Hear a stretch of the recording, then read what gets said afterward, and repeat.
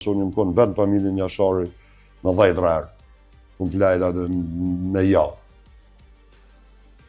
Jemi mundu me ju gjetë afer. Edhe rasti kur ka ndodhë i 5, 6, 7 marsit. Kush do që ka memore, le t'i merë media, le t'i shpleton sulme që ka ndodhë nduka gjenë mbi ca qëtë serve. Marrveshja e përbashkët konë, nëse një familje shqiptare sulmohet, ku do që ka uqë kënë, pikat më tafërta, që ekzistojnë stacionet serbe ose post komanda që ju kanë tonë ushtarake, ku di unë duhet me i sulmu. Do me thonë mu shkep zjarri. Arsenali. Qysh ka ndodhë me 24 mars, muja, me cimin e Alin, kërë kanë sulmu Kieven.